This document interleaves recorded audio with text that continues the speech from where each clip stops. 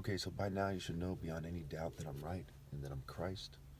But I urge you when I make the video, the video series about Proverbs 34, okay, that you watch it several times. You take notes. There's a lot to it. Take a screenshot of the notes I put on the screen, the scriptures. Okay, save it, print it out, put it on your wall. Okay, now remember they're changing my voice. Proverbs 28:1. The wicked flees though no one pursues, but the righteous are as bold as a lion. When a country is rebellious, it has many rulers, but a ruler with discernment maintains order. That is maintaining God's order and does not get assimilated into worldly ones. So you say, well, why don't you have an order if you have discernment? Because it's God's order and this is the end. Narrow is the way that leads to life, and wide is the way that leads to destruction. Okay? So these people with all these followers, they're leading them to destruction, according to their own Bible. 3. A ruler who oppresses the poor is like a driving rain that leaves no crops. Okay, there's another water, a driving rain that leaves no crops. Whose hands have gathered up the living water of God?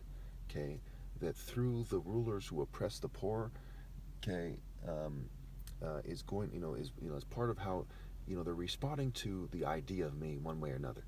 Okay, and they're oppressing the poor who have subjected themselves, okay, to their rule instead of choosing to be martyrs.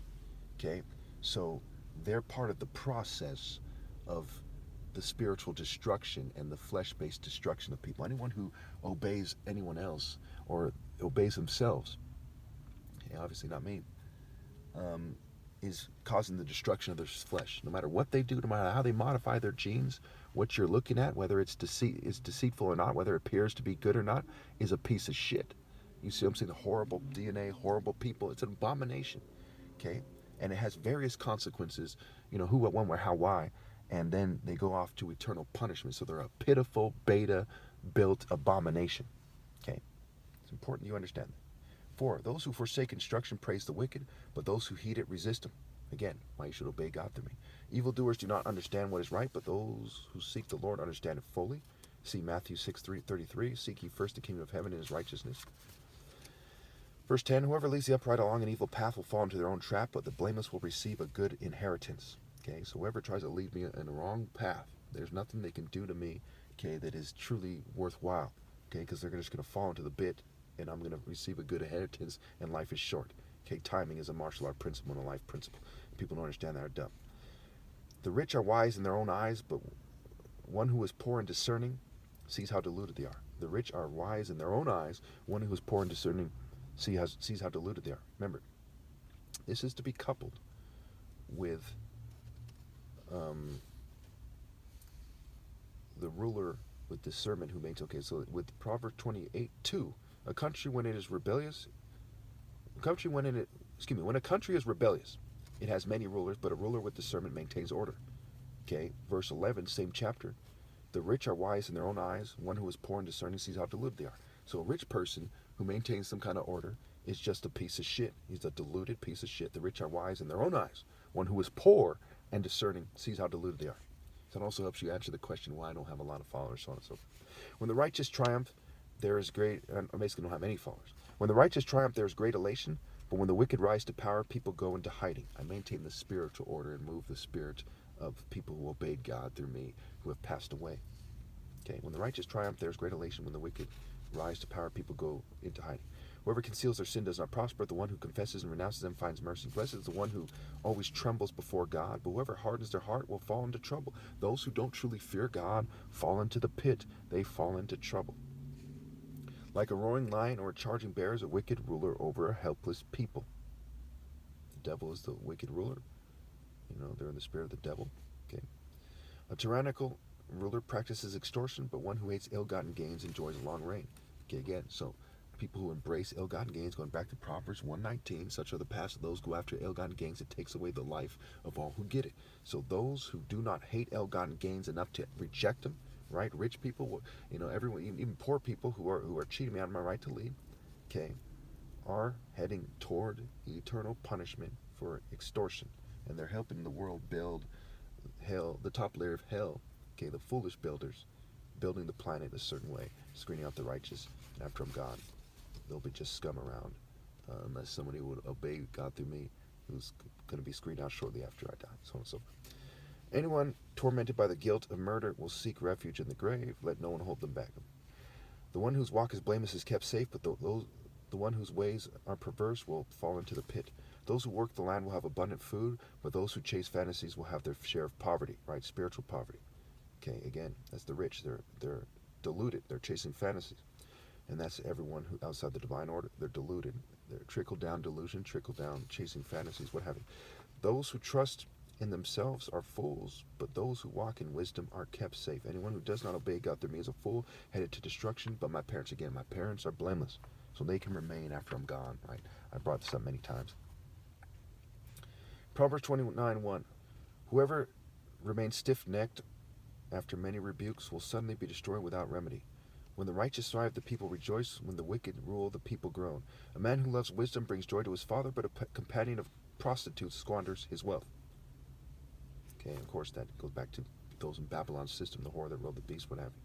By justice, the king gives a country stability, but those who are greedy for bribes tear it down.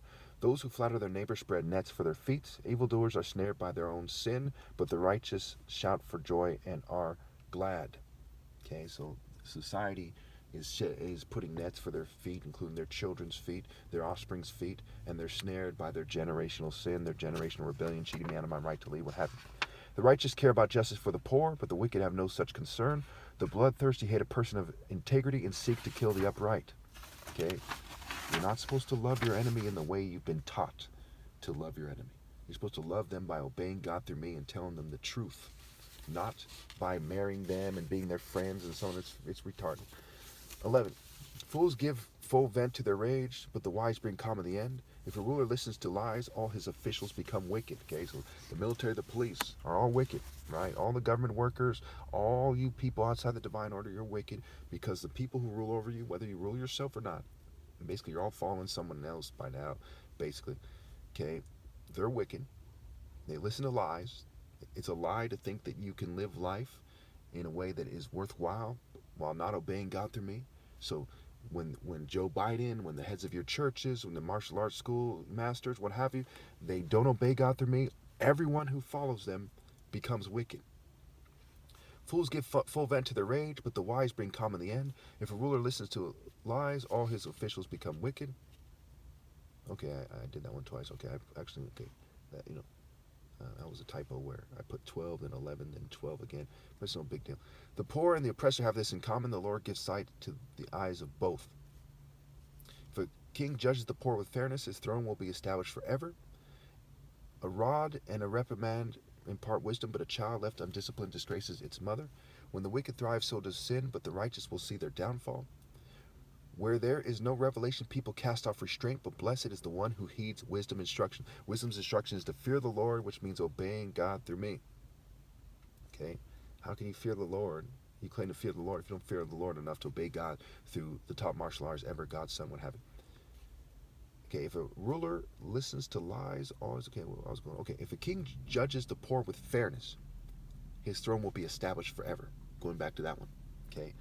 That is, if you do the right thing, if you judge the poor with fairness and say, obey God through this guy while you're obeying God through me in a timely fashion, then your throne is established forever. Other than that, you're just a clown who's called a king headed for hell. Okay? Pretty straightforward. Of course, in the afterlife, right? Where there is no revelation, people cast off restraint, but blessed is the one who heeds wisdom's instruction. Pride brings a person low, but the lowly in spirit gain honor. The accomplices of thieves are their own enemies. They are put under oath and dare not testify. So those people, even if they don't know who I am, because they're the accomplice of all in rebellion, they're the accomplice of those in their religions and their cultures, their philosophies, political movements, what have you. Okay? How can they say that they were doing God's work when they weren't obeying God through me, and they're in some kind of movement, or they're being some hermit with some kind of stupid self-righteous philosophy or something? Okay, so they dare not argue with God. They dare not testify that they should go to heaven, by their actions or otherwise. Fear of man will prove to be a snare, but whoever trusts in the Lord is kept safe. Many seek an audience with a ruler, but it is from the Lord that one gets justice. The righteous detest the dishonest. The righteous detest the dishonest, the wicked detest the upright. Again, Verse 27, Proverbs 29:27, the righteous detest the dishonest, the wicked detest the upright. Now notice in verse 25 it says, fear of man will prove to be a snare, but whoever trusts in the Lord is kept safe. Okay?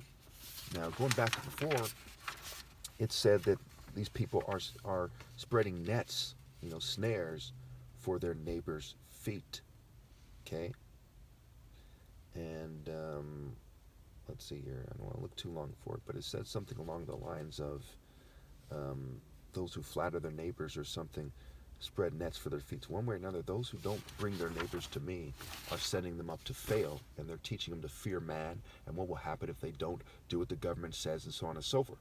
Okay, so they're setting them up to die spiritually, and fear of man will prove to be a snare. Whoever trusts in the Lord is kept safe. So the people are teaching their neighbors to fear man, okay, and it will prove to be a snare, okay. And they're not teaching them to fear God enough to obey God. This leads us to Proverbs 31. Sayings of Agur, the sayings of Agur, son of Jakeh, an inspired utterance. This man's utterance to Ithiel, I am weary, God, but I can prevail. Surely I am only a brute, not a man. I do not have human understanding. I have not learned wisdom, nor have I attained to the knowledge of the Holy One. Who has gone up to heaven and come down? Whose hands have gathered up the wind? Who has wrapped up the waters in a cloak? Who has established all the ends of the earth? What is his name, and what is the name of his son? Surely you know. The New Living Translation says, whose fists, okay, who holds the wind in his fists? Verse 5 says, every word of God is flawless. He's a shield to those who take refuge in him. So notice before they said this, it says, surely I am only a brute, not a man. I do not have human understanding. A brute with no human understanding.